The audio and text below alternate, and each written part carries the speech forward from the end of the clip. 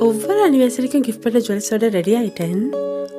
But இன்னைக்கு எப்பவுமே நம்பிக்கையான கிருஷ்ணிகா ஜுவல்லர்ஸின் new design. Happy anniversary love. Krishnika jewellers, Ealing road, Wembley. Trusted for generation.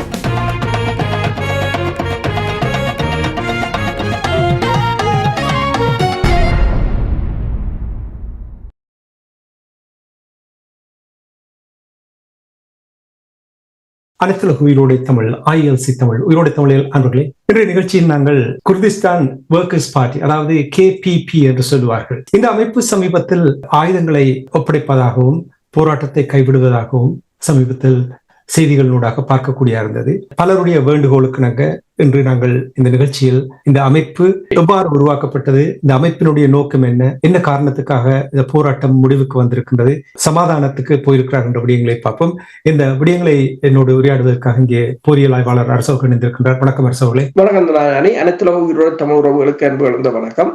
உங்களுக்கு வணக்கத்தை தெரிவித்துக் கொண்டு நான் ஏற்கனவே கூறியது போல் குர்திஸ்தான் ஒர்க்கர்ஸ் பார்ட்டி என்ற அந்த அமைப்பினுடைய விடயங்களை நாங்கள் பார்ப்போம். என்னுடைய உறவுகளுக்கு கூறுங்கள், இந்த அமைப்பினுடைய திட்டம் நோக்கம் என்னவாக இருந்தது என்று கூறுவீர்களா? எப்பொழுது ஆரம்பிக்கும்? உண்மையில் இந்த அமைப்பை பொறுத்தவரையில் எங்கட போராட்டத்திற்கும் இந்த அமைப்பின் போராட்டத்துக்கும் பலத்த ஒற்றுமைகள் இருக்கின்றன.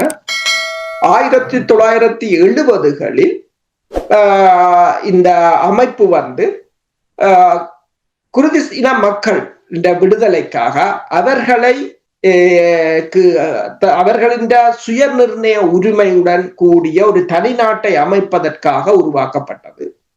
ஆனால் இங்கு ஒரு பிரச்சனை என்னவென்று சொன்னால், இது கிட்டத்தட்ட 4 நாடுகளில் இவர்கள் பரவி இருக்கிறார்கள். அதாவது துருக்கியில் இருக்கிறார்கள், சிரியாவில் இருக்கிறார்கள், ஈரானில் இருக்கிறார்கள், ஈராக்கில் இருக்கிறார்கள்.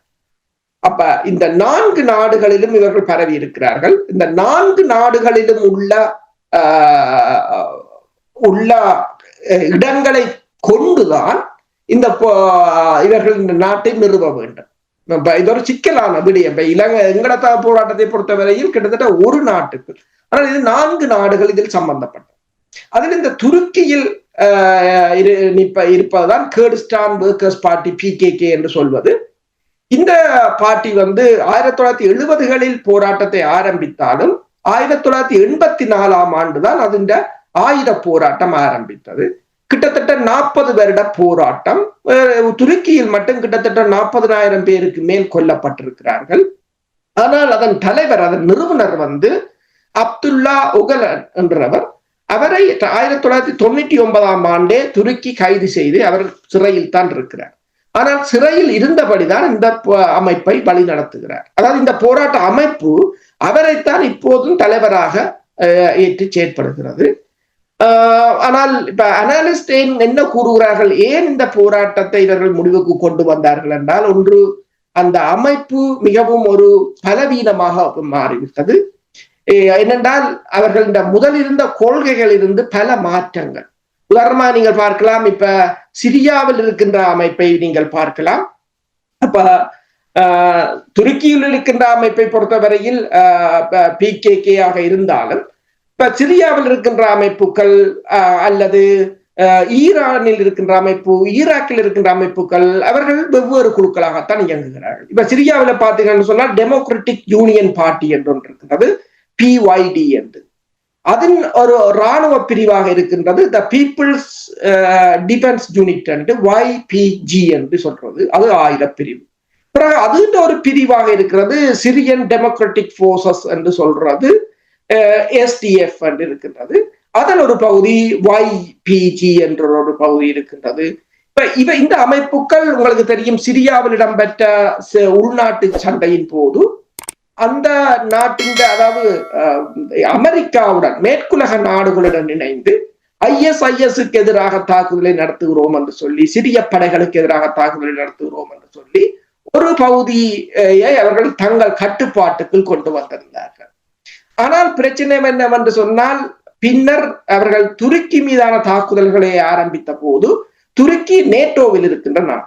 அப்ப அமெரிக்கா முதலில் அவர்களுக்கு ஆயுத உதவிகள் எல்லா சப்ளைகளையும் செய்துவிட்டு சிரியாவை வீழ்த்துவதற்காக அவர்களை பயன்படுத்திவிட்டு அமெரிக்கா வளமை போல கையை விட்டு விட்டது. அப்ப அமெரிக்கா கையை விட்ட பிற்பாடு துருக்கியின் என்ற தாக்குதல்களை அவர்களால் எதிர்கொள்ள முடியாத ஒரு நிலையாக இருந்தது. அதைத்தான் ஆய்வாளர்கள் கூறுகிறார்கள், அது மிகவும் ஒரு பலவீனமான நிலைக்கு வந்துவிட்டது. அடுத்தது மக்களை பொறுத்தவரையிலும் மக்களும் தொடர்ச்சியாக இந்த அமைப்பின் அந்த போராட்டத்தின் பாதிப்புகளால் களைப்படைந்த நிலைக்கு வந்து விட்டார்கள் என்று கூறப்படுகின்றது. அப்ப இந்த நிலையில் தான் இப்ப துருக்கியில நீங்கள் பார்த்தீர்கள் என்று சொன்னால், துருக்கியில் உள்ள அதாவது இந்த குர்திஸ் அமைப்புகளுக்கு ஆதரவான கட்சி டிஇஎம் பார்ட்டி என்று சொல்றது, அந்த பார்ட்டி கிட்டத்தட்ட 56 நாடாளுமன்ற உறுப்பினர்களை கொண்டிருக்கின்றது பாராளுமன்றத்தில். அவர்கள் வந்து இந்த ஒகலன் ஆலோசனையின் பேரில் துருக்கி அதிபர் எடகனுடனும் ஆலோசித்து இந்த போர் நிறுத்தத்தை, இது பிப்ரவரி மாதமே அவர்கள் அனௌன்ஸ் பண்ணிவிட்டார்கள். தாங்கள் ஆயுதத்தை கொடுத்து விட்டு தாங்கள் ஒரு ஜனநாயக நீரோட்டத்தில் கலந்து கொள்ள போவதாக அவர்கள் அப்பவே கூறிவிட்டார்கள்.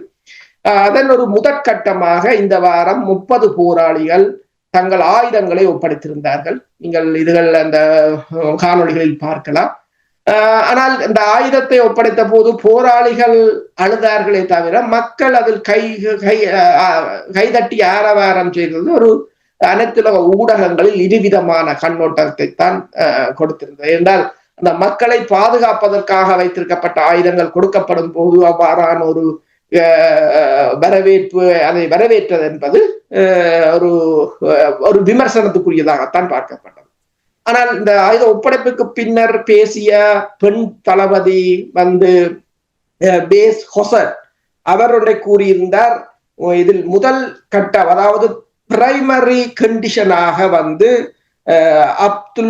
அப்துல்லா ஒகலன் வந்து விடுதலை செய்யப்பட வேண்டும் என்று சொல்லியும், மற்றது ஜனநாயக அரசியலுக்கு இந்த போராளிகள் பங்கு பெறுவதற்கு அனுமதிக்க வேண்டும் என்று சொல்லியும், அதுக்குரிய கான்ஸ்டிடியூஷனல் அக்ரிமெண்ட் ஒன்று போடப்பட வேண்டும். இல்லை என்று சொன்னால் இப்போது ஆயுதத்தை கொடுத்தவர்கள் ஒன்று ஜெயிலுக்கு போக வேண்டி வரும் அல்லது படுகொலை செய்யப்படுவார்கள்.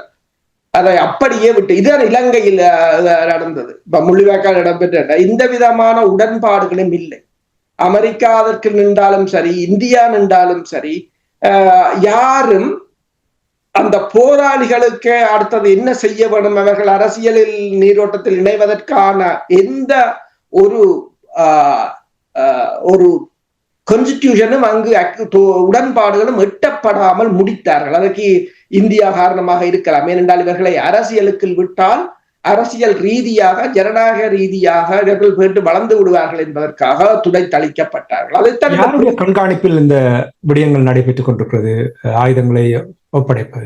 இதற்குத்தான் டிஎம் என்ற பார்ட்டி வந்து அவர்கள் கிட்டத்தட்ட 56 நாடாளுமன்ற உறுப்பினர்களை கொண்டிருக்கிறார்கள். அவர்கள் தான் இதுக்கு அனுசரணையாக இருக்கிறார்கள். ஏனைய நாடுகள், இப்ப பிரான்ஸ் கூறியதை வரவேற்றிருக்கின்றது. ஆனால் அதை என்னென்று சொல்லி இருக்கிறது பிரான்ஸ் என்று சொன்னால் எஃபெக்டிவ் அண்ட் வேரியபிள் என்று கூறியிருக்கின்றது. என்னென்று சொன்னால் வேரியபிள் என்று சொன்னால் அவர்கள் இந்த ஆயுதத்தை கொடுக்கிறதும் அதற்கு பிறகு தாக்குதல் நடைபெறாமல் இருக்கிறதையும் தாங்கள் உறுதிப்படுத்த வேண்டும் என்ற மாதிரி தான் கூறியிருக்க. அப்ப அவர்கள் இதற்கு எதிராகத்தான் நிற்கிறார்கள் மேற்குலக நாடுகள். அப்ப இப்போதைக்கு அனுசரணையாளராக இந்த டிஎம் என்ற பார்ட்டி தான் இருக்கின்றது.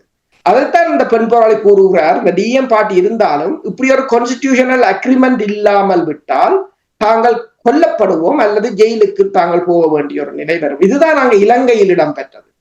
அதை அப்படியே விட்டு விட்டார்கள். அவர்களுக்கு எந்த விதமான ஒரு அரசியலோ அல்லது ஜனநாயக நீரோட்டத்தில் கலந்து கொள்வதற்கான எந்த ஒரு வழிகளும் அங்கு திறக்கப்படவில்லை. அதுதான் இந்த பிரச்சனை. அப்ப அதே நிலைமையைத்தான் இப்போது இந்த குர்திஸ் அமைப்பு எதிர்கொண்டிருக்கின்றது. எனவேதான் அதனை அவ்வாறு கூறியிருக்கு. நாடுகள் எதிராக இருக்கின்ற என்று நீங்கள் கூறும் பொழுது உங்களுக்கு தெரியும், PKK ஐரோப்பிய ஒன்றியம், மேற்கத்திய நாடுகள் ஒரு பயங்கரவாத அமைப்பாக தடை செய்து வைத்திருக்கிறார்கள். அப்ப என்ன நடக்க போகிறது? உண்மைதான். என்னென்று சொன்னால் இப்ப இதுவும் மாதிரித்தான். இப்ப என்னென்று சொன்னால் இந்த அமைப்புகள் டயஸ்பொராவை உருவாக்கி இருந்தார்கள். 1978 துருக்கியில் ஒரு சுதந்திர தனிநாடு வேண்டும் என்று அவர்கள் போராட்டத்தை ஆரம்பித்தாலும் 93 2015 வரையிலும் பேச்சுவார்த்தை போராட்டம் என்றுதான் அது நகர்ந்து கொண்டிருந்தது.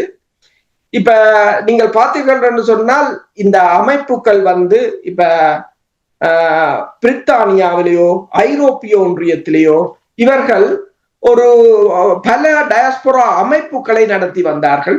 அதன் ஊடாக அந்த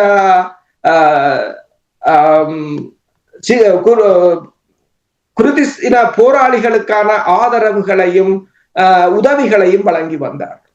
ஆனால் பின்னர் இந்த பிரித்தானிய அரசும் ஐரோப்பிய ஒன்றியமும் இந்த அமைப்புகளை கூட பயங்கரவாத பட்டியலில் இட்டு விட்டார்கள். இப்ப நீங்க பார்த்தீங்கன்னு சொன்னால் இந்த PKK அமைப்பு கூட அமெரிக்காவினால், துருக்கியினால், ஐரோப்பிய ஒன்றியத்தினால் பயங்கரவாத அமைப்பாகத்தான் தடை செய்யப்பட்டிருக்கின்றது. அப்ப இவைகள் நீக்கப்படுமான்றதுக்கான எந்த விதமான உத்தரவாதங்களும் இல்லை. புலம்பெயர் தேசத்தில் இருந்த இந்த அமைப்புகளை இல்ல, வேறு பெயர்களில் இங்கு பதிவு செய்யப்பட்ட அமைப்புகளையே அவர்கள் பயங்கரவாத பட்டியலுக்குள் இணைத்திருந்தார்கள். அதன் ஊடாக வெளிநாடுகளில் இருந்த அவர்களின் இயக்கத்தையும் முடக்கி இருந்தார்கள். அதான் இந்த மேற்குலக நாடுகளை சார்ந்து போராட்டத்தை நடத்துவோமாக இருந்தால் அது இவ்வாறுதான் போய் முடிவடையும். அவர்கள் தங்கள் நலன்கள் எட்டப்பட்ட பின்னர் கைவிட்டு விடுவார்கள் அல்லது பயங்கரவாதிகளாக முத்திரை குத்தி விடுவார்கள். குர்திஸ் அமைப்பு எங்கு தோற்று போனது என்று சொன்னால், தான் எந்த லட்சியத்துக்காக போராட வெளிக்கிட்டதோ அதை விட்டு அமெரிக்காவுடனும் மேற்குலக நாடுகளுடனும் இணைந்து ISIS-க்கு எதிராக போராடுகிறோம், அல் கைடாவுக்கு எதிராக போராடுகிறோம், மற்றது பசாட்டின் ஆட்சியை கவுக்க போராடுகிறோம், ஆட்சியை கவுக்க போராடுகிறோம் என்று தங்கள் இலட்சியத்தை விட்டு மேற்குலக நாடுகளின் நிபந்தனைகளுக்கும் அல்லது நலன்களுக்கும் எப்போது மாறினார்களோ அன்றே அவர்களுக்கான ஒரு அழிவு ஆரம்பமாகிவிட்டது என்றுதான் கூறலாம். இன்னும் சிலர் கூறுகிறார்கள் என்று சொன்னால், தமிழீழ விடுதலை புலிகளின் போரியல் உத்திகளையும் போரியல் மரபுகளையும் தான் அவர்கள் அப்படியே பின்பற்றி வந்திருந்தார்கள் என்று சொல்லி. ஆனால் விடுதலை புலிகளின் ஆயுத மௌனிப்புக்கு பின்னர் அவர்கள் அதற்கு அப்பால் அவர்கள் தங்களை வழிநடத்த முடியாத ஒரு தளம்பல் நிலைக்கு சென்றிருந்ததாகவும் கூறப்படுகின்றது.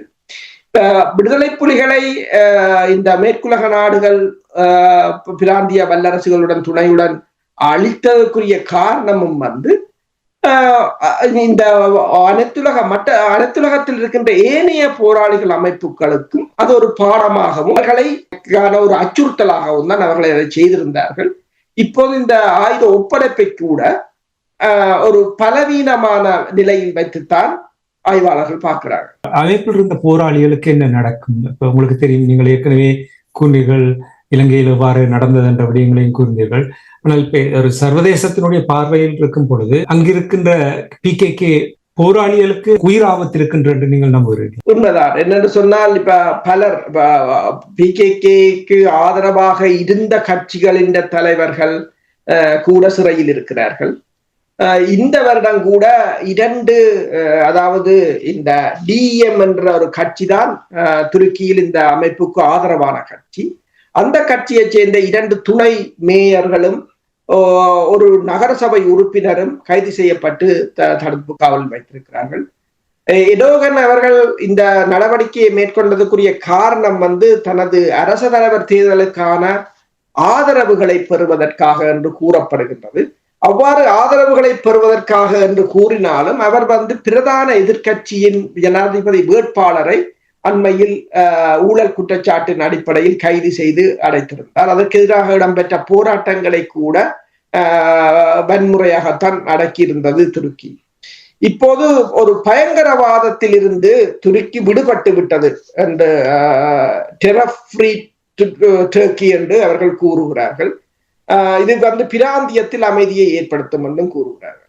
ஆனால் இந்த பெண் போராளி கூறியது போல இதில் பங்கு பெற்றியவர்களுக்கு அடுத்தது என்ன? அவர்கள் அரசு ஜனநாயக ரீதியாக தங்கள் கோரிக்கைகளை முன்னெடுத்து செல்ல வேண்டும் என்பது. அப்ப இது உண்மையில் அரசியல் ரீதியாகவோ அரசியல் அழுத்தங்களின் ஊடாகவோ அல்லது இந்த இவ்வாறான அடக்குமுறைகளின் ஊடாகவோ இதனை தணிக்க முடியாது. மக்களின் எழுச்சியோட அது மீண்டும் போராட்டம் வடிவத்தை மாற்றிக்கொண்டு பயணிக்க வேண்டும் என்றுதான் அவர்கள் விரும்புகிறார்கள். ஆனால் உங்களுக்கு தெரியும், ஆயுதங்களை கொடுத்த பிற்பாடு இது ஒரு சரணடைவாகத்தான் இருக்கின்றது. அப்ப எதுவும் இதுவரையிலும் உத்தரவாதம் இல்லை. எனவேதான் அவர் கூறியிருக்கின்றார், ஒரு உடன்பாடு எட்டப்படாது விட்டால் நாங்கள் அனைவரும் கொல்லப்படலாம் அல்லது ஜெயிலுக்கு செல்ல வேண்டிய நிலை ஏற்படும். அமெரிக்காவை பொறுத்த மட்டும் அவர்களுக்கு தேவை ஏற்பட்டால் உரமூட்டி வளர்ப்பார்கள், உங்களை தேவையில்லை என்றால் முற்றுமுழுதாக கைவிட்டு விடுவார்கள், அனாதைகளாக விட்டு விடுவார்கள். அமெரிக்காவுடைய இந்த செயற்பாடுகள் முதல் தடவையிலேயே எத்தனையோ தடவைகள் இந்த உலக பரப்பில் பார்த்து விட்டார்கள். இப்ப நீங்கள் ஏர்டோகான் தொடர்பாக, துருக்கியின் அதிபர் ஏர்டோகான் தொடர்பாக கூறும் பொழுது அவர் இதை எவ்வாறு கையாளுவார் என்று நீங்கள் கருதுகிறீர்கள் என்றால், அவருடைய கடுமையான போக்கை கடந்த காலங்களில் வெளிப்படுத்தி வந்திருக்கின்றார். இவர்கள் ஆயுதத்தை கொடுப்பதாக இருந்தாலும் கூட இதை எவ்வாறு துருக்கி கையாளும் என்று நீங்கள் கருதுகிறீர்கள்? உண்மைதான். துருக்கியை பொறுத்தவரையில் அவர்கள் எந்த ஒரு விடயத்தையும் நேர்மையாக கையாள்வது இல்லை. தற்போது இஸ்ரேலை ஒரு பயங்கரவாத நாடு என்று அவர் அடிக்கடி கூறினாலும் இஸ்ரேலுடனான வர்த்தகத்தையும் இஸ்ரேலுக்குரிய விநியோகங்களையும் துருக்கி தொடர்ச்சியாக செய்து கொண்டுதான் இருக்கின்றது. தனது சொந்த மக்களையே துருக்கி ஏமாற்றி கொண்டுதான் இருக்கின்றது. துருக்கியை பொறுத்தவரையில் ஒரு அகண்ட துருக்கி, அதாவது தற்போது தனது பலத்தை படைத்துறை ரீதியாகவும் சரி அரசியல் ரீதியாகவும் சரி ஒரு மேலோங்கிய நிலைக்கு கொண்டு வருவதற்கு துருக்கி முற்பட்டு கொண்டு நிற்கின்றது. அண்மையில் இந்திய பாகிஸ்தான் போரின் போது கூட துருக்கியின் ஈடுபாட்டை நாங்கள் பார்க்கக்கூடியதாக இருந்தது. அது நேட்டோவிலும் இணைந்திருக்கின்றது, இருந்தாலும் ரஷ்யாவுடனும் அது சேர்ந்து பயணிக்கிறது. உதாரணமாக S-400 ஏவுகணைகளை கூட அது வாங்கி வைத்திருக்கின்றது. அதே போல அதே நேரம் அமெரிக்காவின் F-35 ரக விமானங்களையும் அது கொள்வனவு செய்து கொண்டுதான் இருக்கின்றது. அப்ப இந்த எர்டோகனை பொறுத்தவரையில் அவர் டெரர் ஃப்ரீ டர்க்கி என்று சொன்னால் ஏதோ ஒரு வகையில் இந்த மேற்குலகத்தின் அழுத்தத்துடன் இந்த அமைப்புகளை அழித்து விட வேண்டும் என்றுதான் நினைக்கிறார். அதாவது துருக்கியில் இந்த குர்திஷ் அமைப்புகளுக்கு தனிநாடு உருவாகுவதை துருக்கி ஒருபோதும் விரும்பாது. துருக்கி இங்கு மட்டுமில்லை, ஈராக்கில் சிரியாவில் இருக்கின்ற அமைப்புகள் மீது கூட துருக்கி படையினர் தாக்குதலை நடத்தி கொண்டுதான் இருக்கிறார்கள். கடந்த அக்டோபர் மாதமும் கிட்டத்தட்ட பலர் கொல்லப்பட்டிருந்தார்கள் துருக்கி இராணுவத்தின் தாக்குதல்களில். இப்ப இந்த போர் நிறுத்தத்தில PKK அமைப்பு மட்டும்தான் ஈடுபட்டு இருக்கின்றது. ஏனைய அமைப்புகள், உதாரணமாக நீங்கள் பார்த்தீங்கன்னா சொன்னால் PYD அமைப்பாக இருக்கலாம், அல்லது YPG அமைப்பாக இருக்கலாம், அல்லது STF ஆக இருக்கலாம், இவர்கள் தாங்கள் இந்த போர் நிறுத்த உடன்பாட்டுக்குள் ஈடுபடவில்லை என்று கூறியிருக்கிறார்கள். அப்ப என்னன்னு சொன்னால் தற்போதைய இந்த அமைப்பு PKK இந்த எதிர்காலத்தை பொறுத்துத்தான் ஏனைய அமைப்புகள் நடவடிக்கை எவ்வாறு அமையும் என்று கூற முடியும். ஆனால் எவ்வாறு துருக்கி இந்த ஆயுத ஒப்படைப்புக்கு பின்னர் அவர்களை கையாளப் போகின்றது, அரசியல் நீரோட்டத்துக்கு அவர்களை விடுவார்களாக இருந்தால் அல்லது ஜனநாயக ரீதியான அவர்களின் செயற்பாடுகளை முன்னெடுக்க விடுவார்கள் என்றால் அவர்கள் தொடர்ச்சியாக இப்ப புலம்பெயர் தேசத்திற்கு இந்த டயஸ்போராவை கூட அவர்கள் தொடர்ச்சியாக ஒரு தனிநாட்டு கோரிக்கையில் இருந்து அவர்கள் பின்வாங்கவில்லை. அவர்கள் அதனைத்தான் தனிநாட்டு கோரிக்கை வைத்திருக்கிறார்கள். அப்ப ஆயுதங்களை கலைந்த பிற்பாடு மெல்ல மெல்ல அவர்களை இல்லாது செய்ய போகிறதா என்ற ஒரு கேள்வி இருக்கின்றது. அரசியல் நீரோட்டத்துக்குள் அவர்களை விட அனுமதிக்க மாட்டார்கள் என்றால் உங்களுக்கு தெரியும், ஏற்கனவே வர இருக்கின்ற அரசு தலைவருக்கான தேர்தலில் ஏர்டோகானுக்கு எதிராக இன்னொருவர் மிகவும் பிரபலமாக இருக்கிறார் என்பதை அறிந்து உடனடியாகவே அவரை சிறைக்குள் அனுப்பிவிட்டார்கள் என்ற விடயங்களை நீங்கள் கூறியது ஞாபகம் இருக்கிறது. மிகவும் சுருக்கமாக PKK-யினுடைய இந்த பின்னடைவுக்கு, ஆயுத போராட்டத்தை முடிவுக்கு கொண்டு வருவதற்கான இந்த முடிவு எடுத்ததற்கு சிரியாவுடைய அதிபர் அசாட் அவர்களுடைய வீழ்ச்சி, சிரியா வீழ்ச்சி, அசாருடைய வீழ்ச்சி முக்கிய பங்கு அளித்திருக்கின்ற என்று நம்புகிறார் இந்த முடிவுக்கு? உண்மைதான். என்னென்று சொன்னால் சிரியன் டெமோக்ராட்டிக் போர்சஸ் வந்து புதிய சிரிய அரசுடன் ஒரு உடன்பாட்டை எட்டி இருக்கின்றது. அதாவது ஒரே சிரியாக்கு கீழ் இருப்பது என்ற புதிய அரசின் நிபந்தனைகளை ஏற்றிருப்பதாகத்தான் கூறப்படுகின்றது. சிரியாவின் வீழ்ச்சி வந்து அதன் பிற்பாடு அமெரிக்கா குர்திஷ் அமைப்புகளை கைவிட்டதும், இவர்கள் அமெரிக்காவை நம்பி இருந்ததும் மிகவும் பலவீனமான ஒரு நிலை. அப்ப அந்த அமைப்பின் ஊடாகத்தான் துருக்கியில் போராடிய அமைப்புகளுக்கான ஆயுதங்கள், நிதி உதவிகள் கிடைத்துக் கொண்டிருந்தது. இப்போது மேற்குலகம் அதை கைவிட்டதும், துருக்கி மேற்குலகத்துக்கு தேவையாக இருப்பதால் துருக்கியை பகைக்க அவர்கள் விரும்பாததும், இந்த போராட்ட அமைப்புகளுக்கு அடுத்தது என்ன செய்வதென்ற ஒரு நிலை தெரியாத ஒரு நிலைக்கு தள்ளப்பட்டு விட்டார்கள். அடுத்ததாக இஸ்ரேல் காசாவில் ஹமாஸ் மீது மேற்கொள்கின்ற படை நடவடிக்கை, ரஷ்யா உக்ரைன் போர், ஏமன் கூதி அமைப்பினருக்கும் இஸ்ரேலுக்கும் இடம்பெறுகின்ற சண்டைகள். அப்ப இவையெல்லாம் துருக்கியும் ஒரு என்னென்னு சொல்றது, போர்க்குற்றங்களோ அல்லது இனப்படுகொலைகளோ எந்த அச்சமும் இன்றி தாக்குதலை நடத்தலாம் என்ற ஒரு நிலையை அவர்களுக்கு ஏற்படுத்தியிருக்கின்றது. உலக ஒழுங்கு குழம்பி விட்டது. அப்ப இந்த நிலையில் துருக்கி ஒரு இஸ்ரேலை போல துருக்கி ஒரு நடவடிக்கையை ஆரம்பிக்குமாக இருந்தால் தப்ப முடியாத அல்லது அதனை எதிர்கொள்ள முடியாத ஒரு நிலையும் இருக்கின்றது. ஏனென்றால் அமெரிக்கா கைவிட்டு விட்டது அவர்களுக்கு உதவி செய்ய. சிரிய அரசு மாறும் வரை இருந்தால் அமெரிக்காவுக்கு அவர்கள் தேவையாக இருந்தது. இப்போது அமெரிக்காவுக்கு அவர்கள் தேவையற்ற நிலையாக இருப்பதால் அமெரிக்காவும் அவர்களை கைவிட்ட நிலை. எனவேதான் அவர்கள் ஆயுதங்களை ஒப்படைத்து விட்டு ஜனநாயக நீரோட்டத்துக்குள் வர வேண்டிய ஒரு அழுத்தம். அதனைத்தான் அந்த ஆய்வாளர்கள் என்ன கூறுகிறார்கள் என்று சொன்னால் 2 காரணங்கள். ஒன்று, அவர்கள் பலவீனமாகிவிட்டார்கள்.